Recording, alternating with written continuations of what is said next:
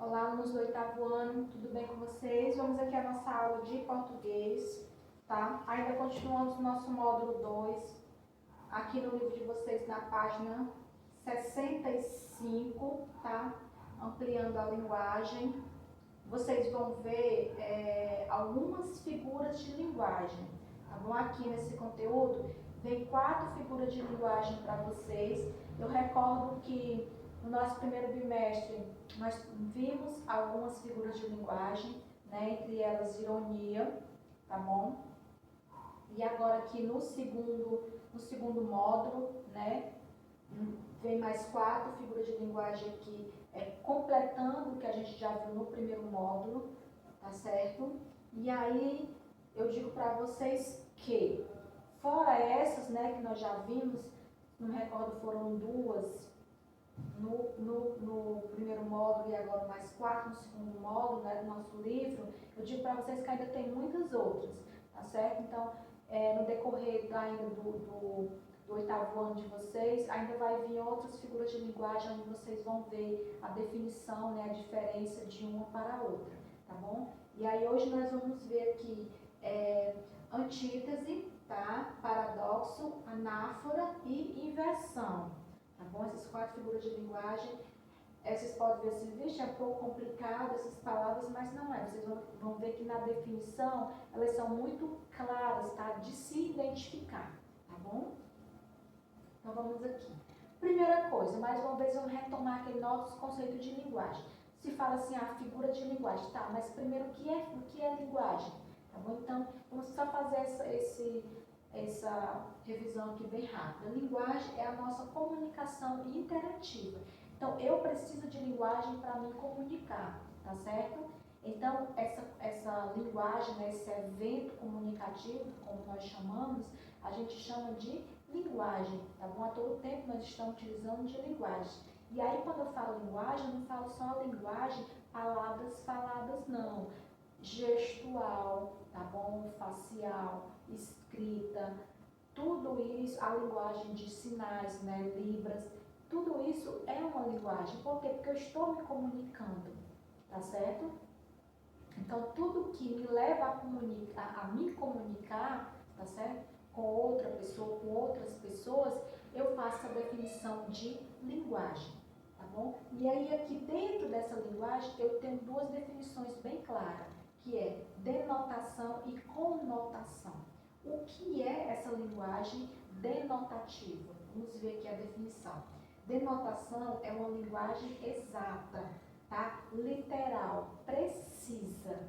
São palavras que têm sentido no dicionário. Então, são aquelas palavras formais, onde elas estão, né, tem o seu significado literal no dicionário, tá? Aí eu tenho a linguagem denotativa, denotação.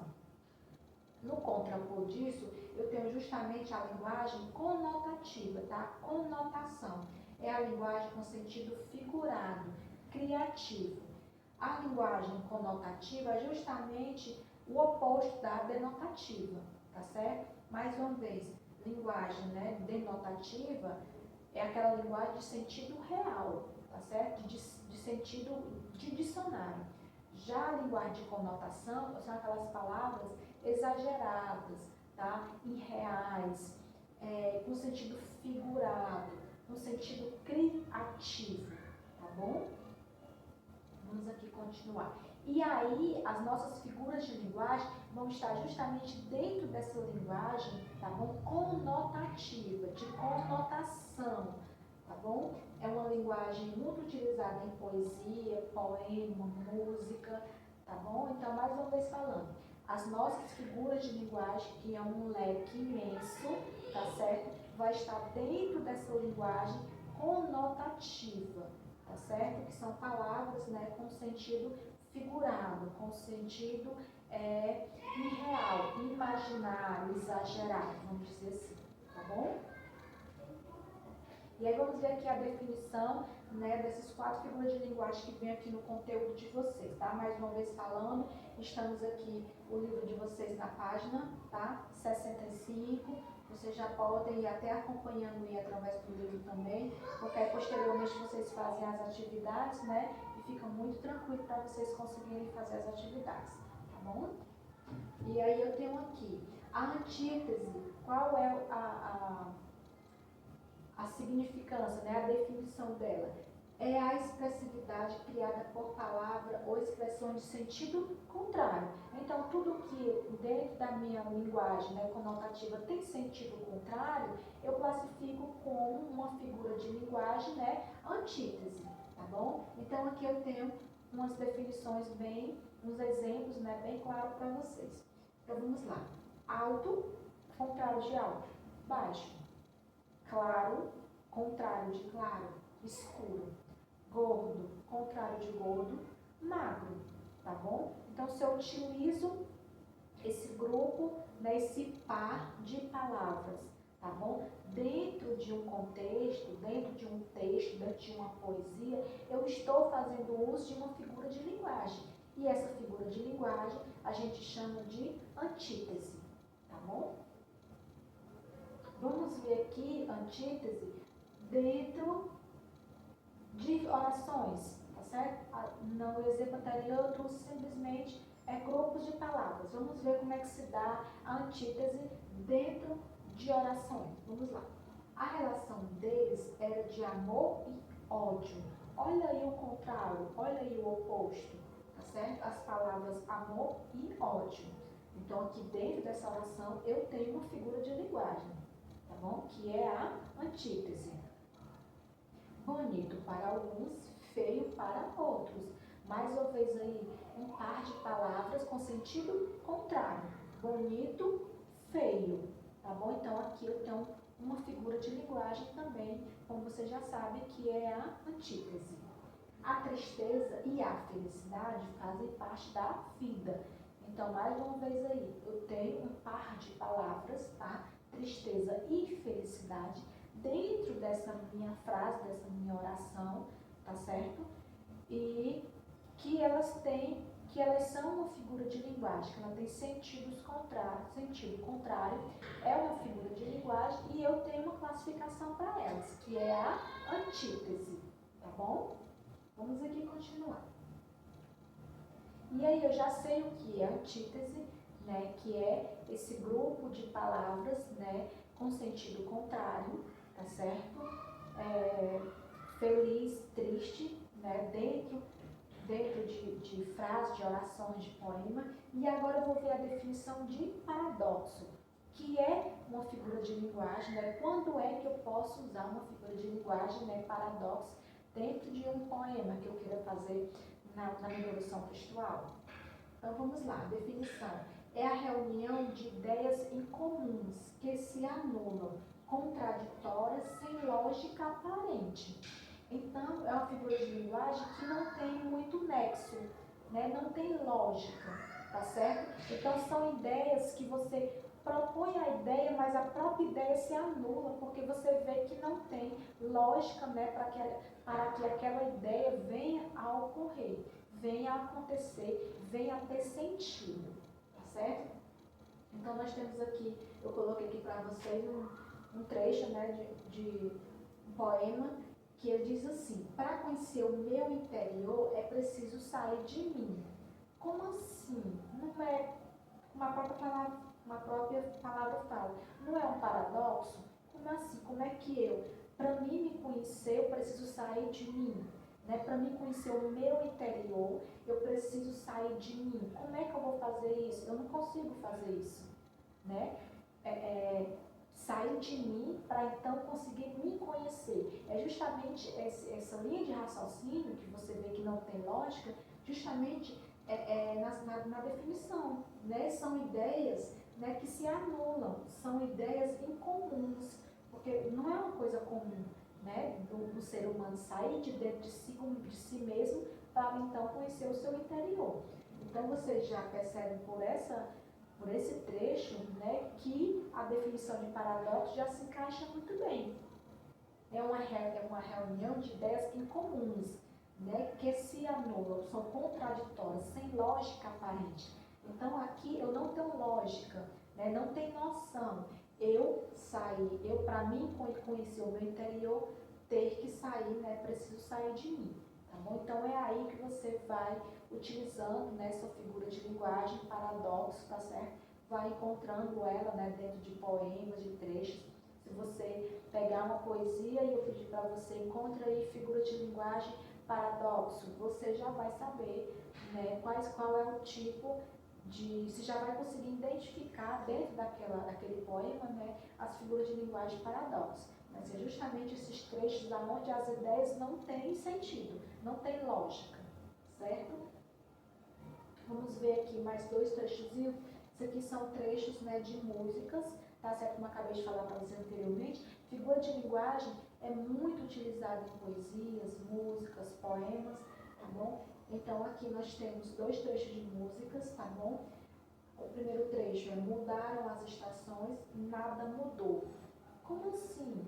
Eu não acabei de falar que mudaram as estações? Se as estações mudaram, nada mudou? Não é contraditório, né, o que eu estou falando? Seguindo a música, o para sempre sempre acaba. Mas eu acabei de falar que é para sempre. E já vai acabar? Então vocês percebam que o próprio sentido, né, dos trechos da música, você já vai classificando aí como uma figura de linguagem, né, paradoxo, tá certo?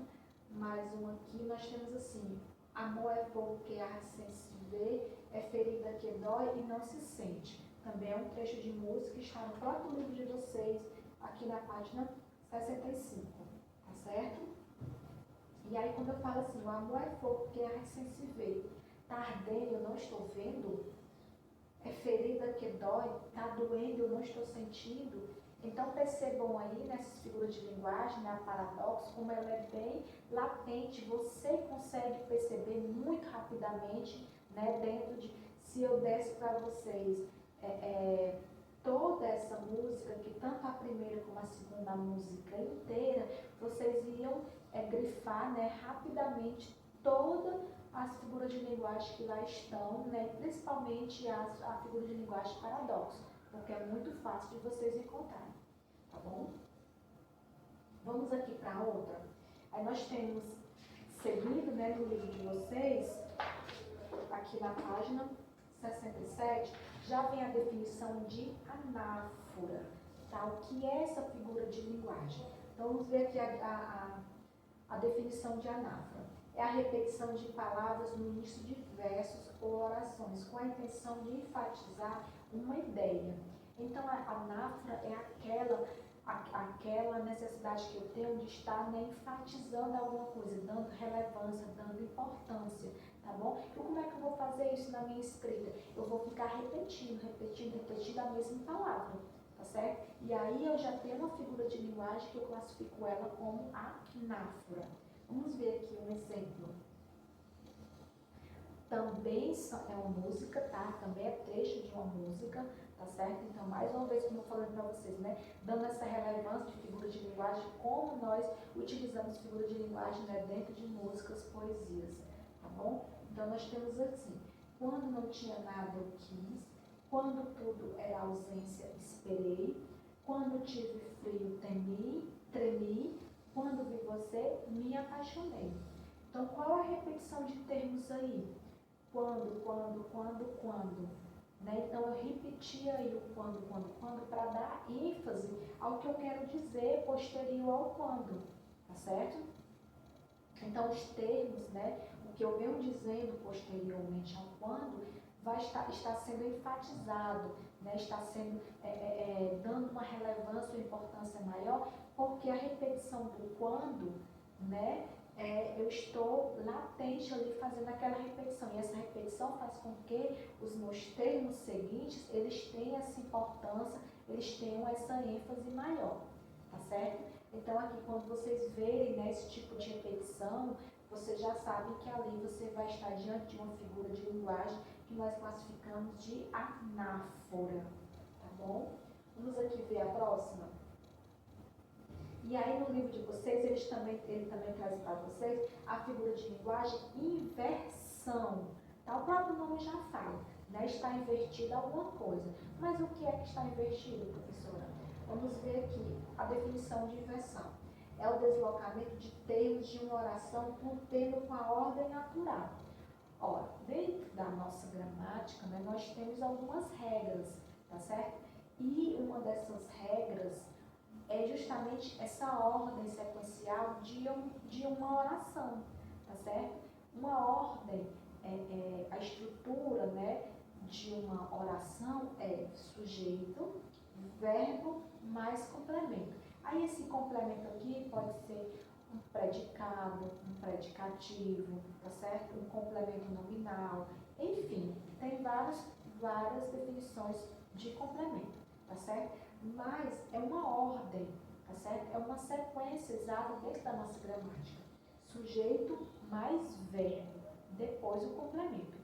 Quando eu tenho essa ruptura nessa ordem, nessa sequência, eu já vou ter o quê? Uma inversão, tá? Eu inverti a ordem natural das coisas, vamos dizer assim, tá certo? E aí, dentro dessa inversão, dentro dessa ruptura, eu tenho essa figura de linguagem, né, que eu classifico como inversão, tá bom? Vamos ver aqui um exemplo de figura de linguagem e inversão. O próprio hino nacional, tá certo? O hino nacional do Brasil, nós temos já nas primeiras linhas uma figura de linguagem, uma inversão. Por quê? Porque ele rompe com aquela ordem, né? Sujeito, verbo, dentro da sua estrutura. Na primeira parte de cima é o hino nacional, né, que nós conhecemos, tá bom? Então vamos lá. Ouvir o hino do Ipiranga, as margens plácidas de um povo heróico, brado retumbante. O trecho começa pelo verbo. Então aí já tem essa ruptura de ordem, de sequência gramatical. Porque eu acabei de dizer para vocês que a ordem certa é sujeito mais verbo. O hino nacional começa pelo verbo, tá certo? Depois é que vem o sujeito, que no caso aqui são as margens plácidas. E depois vem o complemento, tá certo? Então, se eu fosse pegar esse trecho do hino nacional e colocar dentro da minha ordem exata, né, gramatical, sujeito, verbo e complemento, ficaria assim, ó. As margens plácidas, né, que é o meu sujeito, tá? As margens plácidas do Ipiranga, ouviram, né, que é o meu verbo, o brado retumbante de um povo heróico. O resto é complemento, tá certo? Então, aqui, no nosso hino nacional, nós temos uma figura de linguagem que a gente classifica como inversão. Inversão por quê? Como acabei de mencionar com vocês, porque faz essa ruptura, né? Faz essa ruptura de uma sequência, que a sequência é justamente, né, sujeito, verbo e complemento. Então, quando eu tenho essa ruptura, tá certo? Dentro de uma oração, então eu já tenho essa figura de linguagem que eu chamo de inversão. Vocês percebam que, justamente por ter essa inversão, né, o meu termo, no caso do hino nacional aqui, começar pelo verbo, não soa estranho, né? Quando você está lá cantando, né, o hino nacional na escola ou em outro evento assim, cívico, né? Não soa estranho, não demora você raciocinar, você entender, né, o que está sendo pronunciado, justamente por isso, porque não tem essa sequência, né, correta dos termos, né?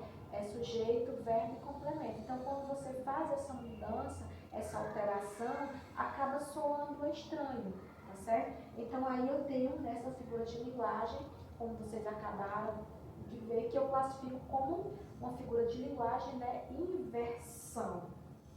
Também é muito utilizado, como eu falei, os poetas, né, os compositores gostam muito de utilizar a figura de linguagem inversão também dentro de músicas, né, justamente para dar um ritmo diferente, fazer toda aquela ruptura mesmo, sequência, né, aquela coisa, já aquela estrutura, né, formal, faz também essa ruptura justamente para dar um novo sentido também até à música, tá certo? Então, queridos, esse conteúdo de vocês ele é muito bacana porque ele traz para vocês mais uma vez, né, mais 4 figuras de linguagem. Como eu mencionava com vocês, no primeiro módulo, nós vimos, né, 2 figuras de linguagem, entre elas, né, a ironia, tá certo? Não recordo agora aqui a outra. E agora o segundo módulo vem com mais 4 figuras de linguagem.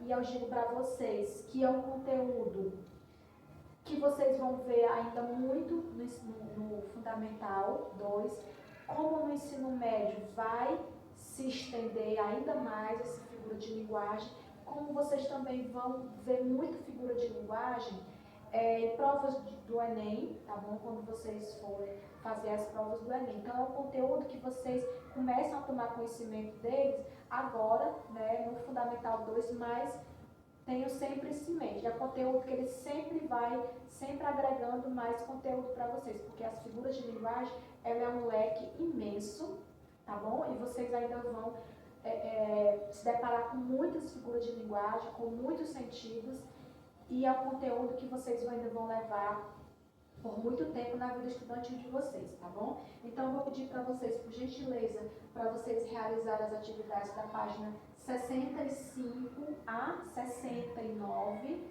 tá bom? 65 a 69 do livro de vocês sobre esse conteúdo, só para vocês aprofundarem um pouco mais esse conteúdo e na próxima aula nós fazemos a correção, tá bom? Um cheiro a todos, até a próxima aula.